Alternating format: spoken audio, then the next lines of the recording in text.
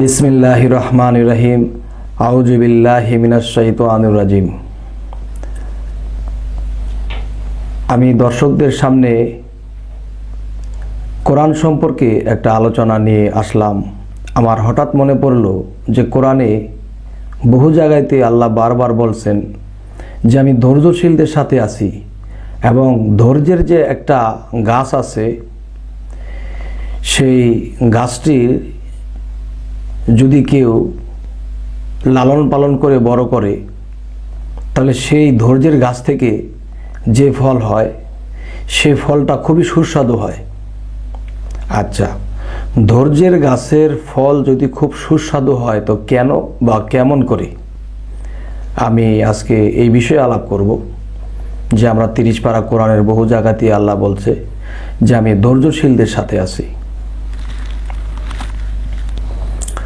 সেটি হলো, একটা মানুষ সামাজিকভাবে মধ্যবিত্ত একটা ফ্যামিলিতে জন্ম নিল, কিন্তু সে না পারে নিচের কোনো কাজ করতে, বা সে না পারে উপরের কোনো পোস্টে কাজ করতে। এখন মধ্যবিত্ত মানুষ কিন্তু একটা কষ্ট ভোগ করে যে না পারে রিক্সা চালাইতে, না পারে নিচু স্তরে আরও কিছু কাজ করতে, বা বড় কোনো অফিসার হইতে, বা বড় একটা বিজনেসম্যান হইতে, কোনোটাই সম্ভব হয় না। তখন এই মধ্যবিত্ত লোকগুলা কষ্ট করে বেশি। আর যারা একেবারে মোটামুটি গরিব, তারা যে কোনো কাজ করে, সুইপার থেকে শুরু করে রিক্সা চালান শুরু করে, তারা একজন রিক্সাওয়ালা প্রতিদিন 500-700 টাকা ইনকাম করতে পারে। যদি গড়ে পত্রে যদি আমরা ধরি যে 500 টাকা ইনকাম করে, তাহলে মাসে 15,000 টাকা। কিন্তু যারা চাকরি করব, তারা 15,000 টাকা বেতনে চাকরি করতেও পারে না। এমন নিম্ন শ্রেণীর লোক আছে যে তার 15,000 টাকা বেতনও পায় না, কিন্তু রিক্সা চালায় পাইতেছে, তাদের একরকম সংসার চলছেই। কিন্তু মধ্যবিত্ত লোকটা না পারে রিক্সা চালাইতে, না পারে উপস্তরে থাকতে। আচ্ছা, এই কথা বলার উদ্দেশ্য যে ধৈর্যশীলের সাথে আল্লাহ আছে। ধৈর্যশীলদের সাথে আছে এই কথাটা বলতে গিয়া দেখা যায় যে সমাজে, ফ্যামিলিতে তিনি অনেক কষ্ট ভোগ করে একজনের কথা শুনতেছে, সামাজিকভাবে একজনের ছোট করে কথা বলতেছে। এরকম করে চলতে চলতে চলতে চলতে একদিন দেখা যায় সে ধৈর্যই ধরল। তো এক সময় দেখা গেছে তার ফ্যামিলির মধ্যে মারামারি হয়ে গেল, সামাজিকভাবে কারো মারামারি হয়ে গেল। সে মারামারির পরেও তিনি ধৈর্য ধারণ করলো। শুধু ধৈর্য আর ধৈর্য, কিছুই করার নাই। তখন এমন এক ব্যক্তি তার দিকে লক্ষ্য করলো যে লোকটা শিক্ষিত, মধ্যবিত্ত ফ্যামিলির লোক, কিন্তু লোকটা ইচ্ছা করলে কাউকে জবাব দিতে পারত, কিন্তু জবাব দিল না। তিনি শুধু ধৈর্যই ধরে। তাহলে তার ধৈর্যের কারণে তাকে আমার পছন্দ হইল যে এই লোকটার যদি এরকম ধৈর্য থাকে, তাহলে তাকে দিয়ে আমার ডিপার্টমেন্টের একটা কাজে লাগানো যাবে।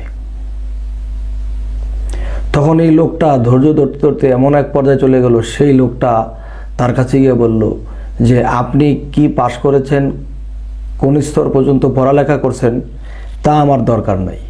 আপনার একটা সার্টিফিকেট আমি পাইছি, সেটা হলো ধৈর্য। আপনি ধৈর্য ধরছেন। আপনি পারলে মানুষকে জবাব দিতে পারতেন, গায়ে হাত তুলতে পারতেন, কিন্তু করেন নাই। আপনি ধৈর্য ধরছেন। এই ধৈর্যটা আমার পছন্দ হয়েছে, এবং আপনি কতটুকু যোগ্যতা আমার তা দরকার নাই। আপনার যে ধৈর্য দেখলাম, এই ধৈর্যটাই আমার সার্টিফিকেট। আমি আপনার কাছ থেকে এই সার্টিফিকেটটা পাইলাম। আপনাকে মাসে 1 লক্ষ টাকা বেতন দিয়ে আমি রাখবো। তখন এই লোকটা 1 লক্ষ টাকা বেতনে চাকরি পেয়ে গেল ধৈর্যের সার্টিফিকেট দিয়া। এই একটা বিষয়। আরেকটা বিষয় হলো যে মানুষের একটা বিপদ আসতেছে, দেখতেছে এই বিপদটা আসতেছে, এই বিপদটা আসলে যে একটা দুর্ঘটনা হয়ে যাবে, একটা ক্ষয়ক্ষতি হয়ে যাব। আর আমি বলবো, কিছু পাইতে হলে কিছু হারাইতে হয়। যেমন একজনের একটা কাজ হওয়ার কথা, কাজটা হইতেছে না, এমুক জায়গায় তা সে আটকা আছে, এমুক জায়গায়তে ঋণ আছে, এমুক জায়গায়তে এই সমস্যায় আছে। তখন কি হইল, যে তারপরে দেখতেছে যে এমন বিপদ তার উপরে আসতেছে, সে মনে হয় বাড়িতে থাকতে পারবো না, এই দেশেও থাকতে পারবো না, এমন একটা পর্যায়ে চলে গেল। তখন দেখা যায় এই বিপদটা আটকানোর জন্য কত ব্যবস্থা নিতেছে, কারো সাহায্য নিতেছে। আমি বলবো না, জীবনে কিছু কিছু বিপদকে আসতে দিতে হয়, কিছু কিছু বিপদকে আসতে দিতে হয়। এর কারণ হলো যে মানুষ যখন সেই বিপদটাকে আটকায়ে দেয়, হয়তো কারো সাহায্য নিল বা যে কোনোভাবে বিপদটা আটকায়ে দিল, তখন সে যেমন ছিল তেমনই আছে। আবার এমন কেউ আছে, যা হয় হোক, বিপদ আসতেছে, আসলে আর কি করার, ধৈর্য ধরবো, আসুক। তখন এই বিপদটা তার উপর দিয়ে চলে গেল, তার কিছু হালকা পাতলা ক্ষয়ক্ষতি হয়ে গেল। ক্ষয়ক্ষতি যখন হয়ে গেল, তখন তার দুইটা রাস্তা খুলল।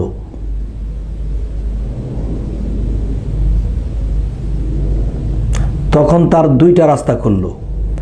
একটা রাস্তা বাইর হইল ব্যবসা বাণিজ্যের, বা আরেকটা রাস্তা বার হইল যে সে কখনো কাউকে উপকার করেছিল এবং সেই উপকারটি যখন পাইছিল, সেই লোকটি দেখছে তার উপর দিয়ে এমন একটা বিপদ গেছে, তার পাশে দাঁড়াইবার কেউ নাই। তখন সেই লোকটিও বলল যে আপনি এমন একটা বিপদ কাটাইছেন, আপনার তো খুব সমস্যা, আমি আপনাকে সহযোগিতা করব। তাহলে এই লোকটা যে আগায় আসলো, কেন আগায় আসলো? যে একটা সময় আপনি তার উপকার করেছিলেন, যখন আপনাকে বিপদগ্রস্ত অবস্থায় দেখলো, তখন এই লোকটা আগায় আসলো, তাকে পুঁজি দিল, তাকে একটা জায়গায় নিয়ে দাঁড় করাইলো। কারণ কি? যে এই পরিস্থিতি যদি আপনার না হইতো, এই বিপদটা আপনি না কাটাই দেন, তাহলে একজন আপনার পাশে দাঁড়াইতো না। বিপদ নাই, আসে নাই, এখন বিপদ হয়েছে, আসছে। এখন দুইটা রাস্তা আপনার খুলছে। আগে একটা রাস্তাও খোলা ছিল না, কষ্টে জীবন যাপন করছেন, এখন আরেকটা রাস্তা খুলছে। তাই বলি, আল্লাহ যা কিছু করে তা ভালোর জন্য করে। এই কথাটা আমরা কেউ বুঝে বলি, কেউ না বুঝেও বলি। তা আমি বলবো যে সত্য, আল্লাহ যা করে তা ভালোর জন্য করে। জীবনে কিছু কিছু বিপদকে আসতে দিতে হয়। আর সেই বিপদটা যখন আসে, সেই বিপদ হলো একটা, কিন্তু এই বিপদটা যখন আমার উপর দিয়ে চলে যাব, তখন আমার রাস্তা খুলব দুইটা। যদি আমার এই কথাটা কেউ বিশ্বাস করতে পারে, এবং তিনি বিশ্বাস করতে পারে যিনি এই পরিস্থিতি শিকার হয়েছেন, যিনি এই পরিস্থিতি কাটাইছেন, তিনি আমার এই কথাটা বিশ্বাস করবে। আর আমার জীবনে প্র্যাকটিক্যাল, আমি অনেক বিপদ কাটাইছি, কাটানোর পরে আমার দেখেছি যে নতুন একটা রাস্তা খোলা হয়েছে।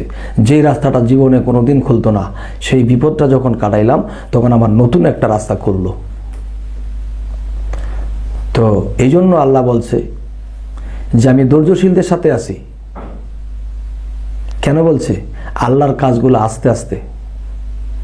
তাই ধৈর্যশীলদের সাথে আল্লাহ আছে, আল্লাহ কোরআনে বলছে। এই কারণেই যে আমি 2-4টা সাবজেক্ট তুলে ধরলাম, মূলত আরও সাবজেক্ট আছে।